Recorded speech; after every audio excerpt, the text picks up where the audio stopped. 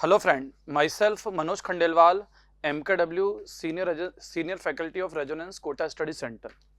तो आज हम डिस्कस करने जा रहे हैं जेई मेंस का जो 25 जून को जो इवनिंग शिफ्ट का पेपर हुआ है उसके सेकंड पेपर के बारे में बात करने जा रहे हैं।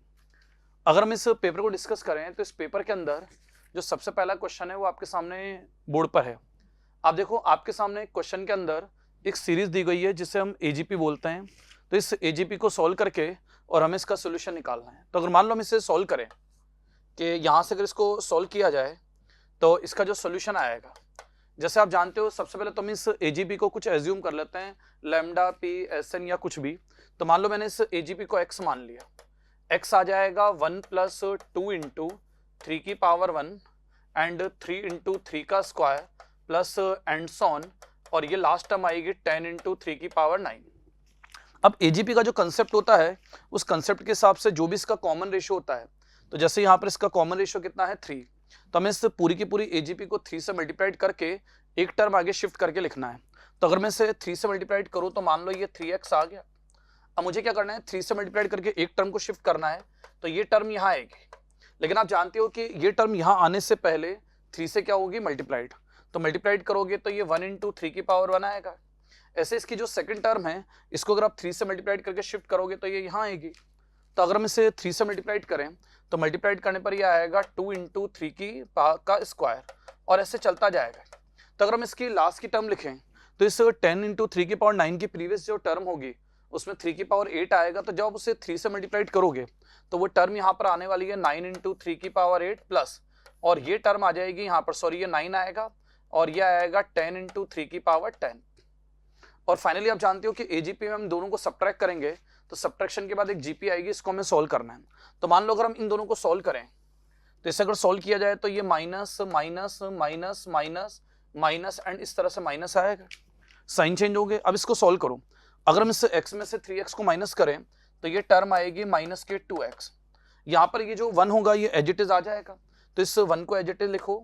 जो भी ये पार्ट होगा, अगर आप इस वाले पार्ट को सब्ट्रैक्ट करोगे तो इसके सब्ट्रैक्शन में आप देखो 3 कॉमन आ रहा है, तो 2 - 1 कितना आएगा, 1। तो ये 3 की पावर 1 आएगा। अगर आप इस वाली टर्म को सब्ट्रैक्ट करोगे तो ये 3 स्क्वायर आएगा, तो ऐसे चलता जाएगा। अगर हम इसकी लास्ट की टर्म को सब्ट्रैक्ट करें तो सब्ट्रैक्शन पर ये जो टर्म होगी इसको माइनस करेंगे।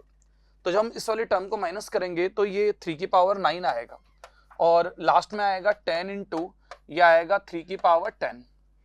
अब अगर आप देखो तो यहाँ से यहाँ तक का जो पार्ट है, यहाँ से यहाँ तक का जो पार्ट है, ये पार्ट क्या है, एक GP है। एक GP है जिसका कॉमन रेशियो कितना है 3। तो मैं इस GP के अंदर फॉर्मूला लगा के इसको आगे सोल्व कर रहा हूँ। तो अगले पेज पर अगर मैं इसको सोल्व करूँ तो यहाँ से इस GP का सम आ जाएगा। अगर हम इसे सोल्व करें तो यहाँ से इस GP का सम आएगा, LHS में आएगा, माइनस में कितना आएगा, 2x। और अगर हम इसके अंदर RHS में इसको सोल्व करें तो वो GP में, अगर हम इस GP को देखें तो ये जो GP है क्या आ रही है, आप देखो इस GP के अंदर टोटल नंबर ऑफ टर्म कितनी है, 3 की पावर 0 से 3 की पावर 9 तक नंबर ऑफ टर्म कितनी आएगी, 10। तो इसके अंदर कॉमन रेशियो कितना है, 3। तो अगर आप इसके अंदर GP का फॉर्मूला यूज करोगे तो वो फॉर्मूला आने वाला है, यहाँ से जो फॉर्मूला आएगा, ये फॉर्मूला आने वाला है, हमने नेक्स्ट पेज पे ये फॉर्मूला आएगा। यहाँ से अगर हम इसमें फॉर्मूला लगाएं तो ये फॉर्मूला आने वाला है माइनस के 2x, और अगर आप इसके अंदर GP का फॉर्मूला लगाओगे तो आएगा a × ये आएगा r की पावर n-1 अपॉन ये आएगा r-1, और माइनस में आएगा 10 × ये आएगा 3 की पावर 10, जो हमने पीछे देखा। तो यहाँ से ये टर्म आएगी और इसको सॉल्व करो।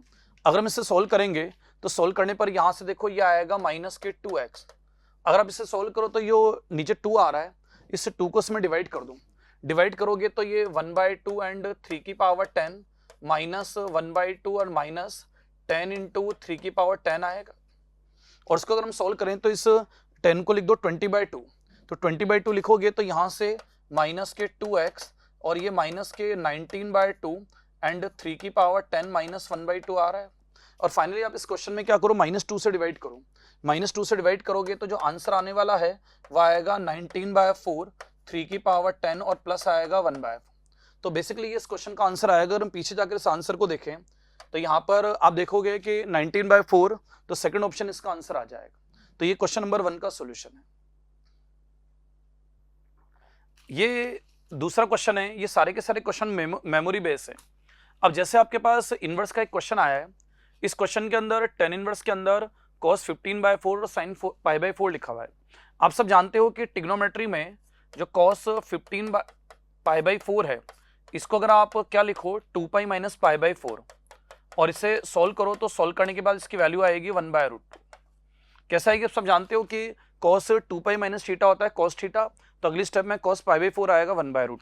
और आप सबको ये बात भी पता है कि जो sin π/4 आता है, इस sin π/4 की वैल्यू आती है 1/√2।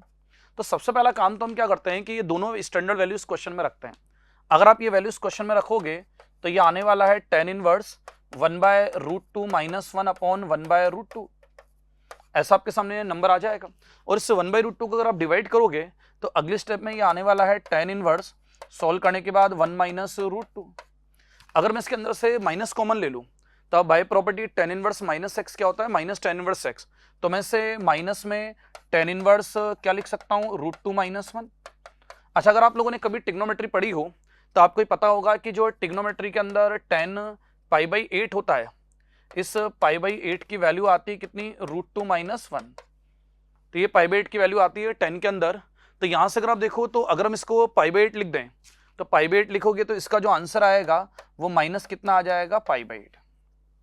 यानी कि क्वेश्चन का जो आंसर आएगा वो आंसर आ जाएगा इसका थर्ड ऑप्शन सोल्व करने के बाद। अब इसके बाद जो नेक्स्ट क्वेश्चन है वो हमारा एक ट्रिग्नोमेट्रिक एक्सप्रेशन है जिसके हमें एग्जैक्टली वैल्यू निकालनी है।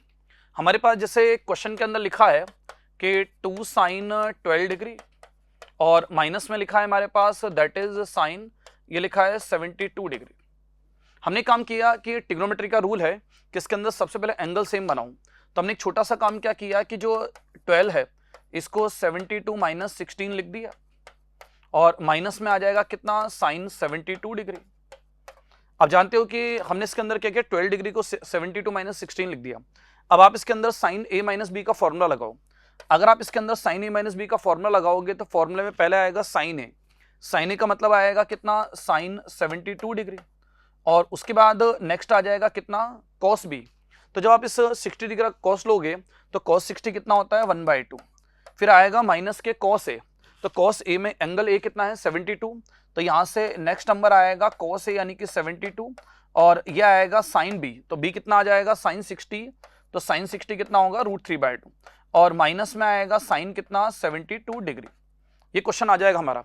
अब अगर हम इसके अंदर इस 2 को मल्टीप्लाइड कर दें तो जब इस 2 को 1/2 से मल्टीप्लाइड करोगे तो इस क्वेश्चन में ये 72 वाली टर्म तो कट जाएगी। और कटने के बाद अगर हम बचे हुए पार्ट को सॉल्व करें, आप जानते हो साइन 60 कितना होता है, √3/2। तो अगर आप इस साइन 60 को इस 2 से मल्टीप्लाइड करोगे तो अल्टीमेटली इस क्वेश्चन का आंसर आने वाला है माइनस के √3 cos 72। आप जानते हो कि cos 72 बेसिकली साइन 18 डिग्री होता है, 18 डिग्री। और साइन 18 डिग्री की वैल्यू आपको पता होगी कि साइन 18 डिग्री कितना होता है, इसकी वैल्यू आती है √5 - 1/4। ये साइन 18 डिग्री की वैल्यू आती है। तो अगर इस वैल्यू को माइनस को अंदर एडजस्ट करें तो एडजस्ट करने पर आप देखो इसका जो क्वेश्चन का सेकंड ऑप्शन है ये सेकंड ऑप्शन आ जाएगा और बाकी जो ऑप्शन है वो फॉल्स होंगे। अब इसके अंदर क्या था कि एक क्वेश्चन आया था पीएनसी का इंटीजर फॉर्म में। इसके अंदर आपसे कहा गया है कि आपको 3 डिजिट का एक नंबर बनाना है और इस 3 डिजिट के नंबर में क्या करना है कि एग्जैक्टली 2 डिजिट क्या होना चाहिए, सेम। एग्जैक्टली 2 का मतलब है कि 2 ही सेम होना चाहिए, ना 3 सेम हो सकती ना 1 हो, डिफरेंट हो सकती। अब जब आप इस नंबर को फॉर्म करोगे तो जाहिर सी बात है इसमें कहीं ना कहीं 0 आएगा। तो पहले हम बात करते हैं उस केस के बारे में जब 0 आ जाए। तो सपोज करो आपके पास ये जो नंबर है इस नंबर में 1 0 आ रहा है। अब अगर 1 0 आ रहा है तो इस नंबर की नेचर क्या होगी, एक तो 0 आएगा और 2 AA आएंगे। यानी इस नंबर के अंदर क्या होगा, एक डिजिट तो एग्जैक्टली 0 होगी और बाकी 2 डिजिट सेम होगी। लेकिन आपको इस बात का भी ध्यान रखना है कि जो 0 है वो इस पोजीशन पे नहीं आएगा। तो अगर हम इसके अंदर नंबर ऑफ वेज की बात करें तो पहले तो हम इस डिजिट A को सेलेक्ट करते हैं।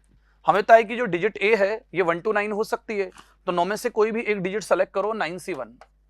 अब मान लो आपने कोई भी डिजिट लिए, फॉर एग्जाम्पल आपने यहाँ पर क्या लिया, 1 ले लिया, तो ये बनेगा 0 1 1। तो जब 0 1 1 को आप यहाँ अरेंज करोगे तो 0 1 1 को आप केवल 2 तरह से अरेंज कर सकते हो कि कौन कौन सा। एक केस तो होगा जब आप इस वाली पोजीशन पर क्या लो, इस वाली पोजीशन पर लो 1 0 1, या दूसरी पॉसिबिलिटी है कि 1 1 0। जाहिर सी बात है आप इस वाले बॉक्स पर 0 नहीं ले सकते। तो जैसे मैंने 1 का केस लिया वैसे 2 का होगा। तो जो भी आपने यहाँ पर 9 से 1 लिया है और जो भी यहाँ पर आप नंबर लोगे उस नंबर को आप कितने तरह से अरेंज कर सकते हो, 2 तरह से, यानी हर एक केस को 2 तरह से अरेंज करेंगे तो इतने नंबर बनेंगे। केस 2, दूसरी पॉसिबिलिटी ये है कि जो भी नंबर हमने बनाया इस नंबर के अंदर 2 जीरो आ जाए, यानी अब अगर मान लो सपोज करो इस नंबर के अंदर 2 जीरो आ जाए और एक ए आ जाए, तो सबसे पहली बात तो ये जो ए होगा ये 1 2 3 4 अप टू 9 कोई भी डिजिट हो सकती है, तो अगर हम इसका सिलेक्शन करेंगे तो क्या आएगा 9C1। अब जैसे फॉर एग्जांपल आपने 001 लिया, तो जब 001 को आप यहां अरेंज करोगे तो आपको कंफर्म है कि इस वाले बॉक्स पर ए लिखना पड़ेगा, इस वाले बॉक्स पर ए आएगा, क्योंकि अगर इस वाले प्लेस पर 0 आ गया तो ये नंबर कभी भी 3 डिजिट का नहीं होगा। तो यहां पर जो भी ये 00 ए होगा, इससे अगर आप अरेंज करते हो तो इसके अरेंजमेंट का एक ही तरीका आएगा 1। अब उसके अलावा केस 3 में आता है कि मान लो हमने जो नंबर लिए वो नंबर जो हमने लिए वो नंबर में 0 नहीं आए। अब मान लो अगर नंबर में 0 नहीं आए तो इसका मतलब है कि हमें 2 नंबर लेना है, या तो हम ए बी लेंगे या हमारे पास चॉइस है कि हम ए बी लेंगे। यानी जैसे फॉर एग्जांपल मान लो मैं आपके सामने सबसे पहले कि 1 to 9 मेरे पास डिजिट है, 1 से 9 में मैंने 2 डिजिट का सिलेक्शन किया तो उसको मैंने लिखा 9C2। मान लो मैंने 9 में से 2 डिजिट ली, फॉर एग्जांपल मान लो मैंने आपको समझाने के लिए 1 और 2 ले ली। अब जो 1 और 2 है ना, इस 1 और 2 को अगर मैं यहां पर लिखूं तो इससे मैं 2 पॉसिबल नंबर बना सकता हूं। एक पॉसिबिलिटी तो ये है कि मैं से 112 ले लूं और एक है 121 ले लूं, यानी मेरे कहने का मतलब है कि इसके अंदर 122 ले लूं, यानी जो भी मैंने 1 और 2 का सिलेक्शन किया है तो इसके अंदर या तो 1 रिपीट होगा, 2 फिक्स रहेगा, या इसके अंदर 2 रिपीट होगा। तो यानी जो भी आपने 9 में से 2 नंबर लिए उन 2 नंबर से भी 2 केस बनेंगे, या तो इस 1 को 2 बार यूज करना है और 2 को 1 बार यूज करना है, तो ये मल्टीप्लाइड बाई 2 आएगा। ये मल्टीप्लाइड बाई 2 इस बात के लिए कि अगर आपने 1 और 2 का सिलेक्शन किया है तो उसमें 1 को रिपीट करो यानी 112 ले लो, या फिर आप 2 को रिपीट करो तो उस केस में 2 बार आएगा और 1 बार आएगा। अब जैसे फॉर एग्जांपल आपने अगर 112 लिया, ये कॉमा में मान के चलो कि 112 लिया, तो इस 112 या फिर 122 को अगर आप इस प्लेस पर अरेंज करोगे तो अरेंजमेंट करोगे तो इसका अरेंजमेंट आएगा फैक्टोरियल 3 बाय फैक्टोरियल 2। इसका अरेंजमेंट आएगा फैक्टोरियल 3 बाय फैक्टोरियल 2। अब ये जितने भी केसेस अगर आप इन सबको ऐड करोगे तो ऐड करने पर इस क्वेश्चन का जो आंसर आएगा वो 243 आएगा, जो आपके सामने यहां पर लिखा हुआ है। तो अब इन सबको ऐड कर लेना, आंसर आ जाएगा। तो इसके बाद हम बात करते हैं नेक्स्ट क्वेश्चन की। इसके बाद हमारा नेक्स्ट क्वेश्चन है एक बाइनोमियल थ्योरम का क्वेश्चन है। इस क्वेश्चन के अंदर आपको क्या करना है, एक सीरीज दी गई है बाइनोमियल में और आपको इस सीरीज के अंदर कोफिशिएंट निकालना है x की पावर 101 का।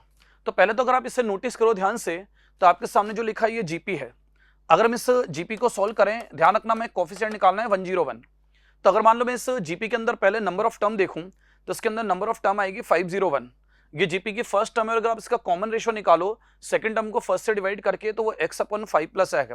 तो अगर हम जीपी का फॉर्मूला लगाएं तो सबसे पहले आएगा ए कितना है 5 प्लस x की पावर कितना आएगा 500।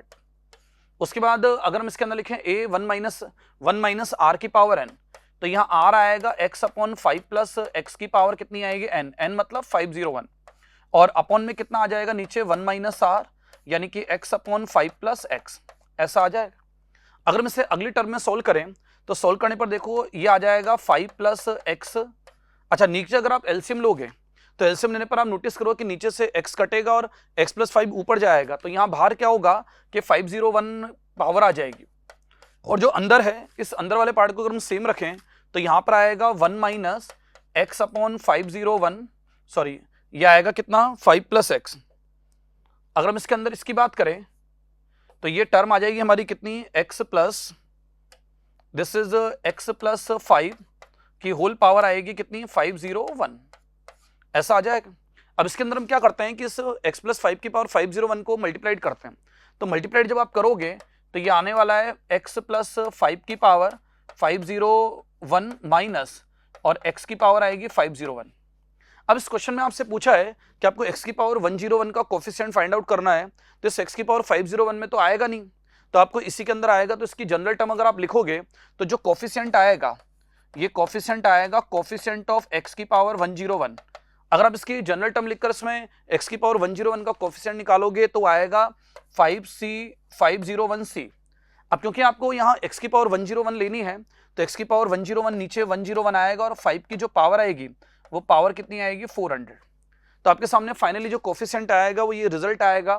अब ये रिजल्ट आप देखो इसमें कौन से ऑप्शन में आ रहा है, तो यहाँ पर 5 की पावर 400 आ रही है, तो 400 आएगी। इसके अलावा अच्छा क्वेश्चन में आप यहाँ पर देखो अगर आप इसका एलसीएम ले रहे हो ना तो इस एलसीएम लेने पर यहाँ पर ऊपर 5 भी आएगा, यानी इस क्वेश्चन में क्या है कि एडिशनली यहाँ पर एक नंबर आ रहा है 5, जो हमारी कैलकुलेशन में हमारा छूट गया, ये 1/5 आएगा। तो ये 1/5 अगर इसके अंदर आएगा यहाँ पर 1/5, तो इससे 1/5 को इससे मल्टीप्लाइड करो। तो जब 1/5 को आप इससे मल्टीप्लाइड करोगे इस क्वेश्चन में, तो 1/5 से मल्टीप्लाइड करने पर यहाँ पर ये जो पावर है 5 की पावर 399 आ जाएगी। तो ये एक 5 कैंसिल हो जाएगा और इसका जो भी फर्स्ट ऑप्शन है वो आंसर में आ जाएगा।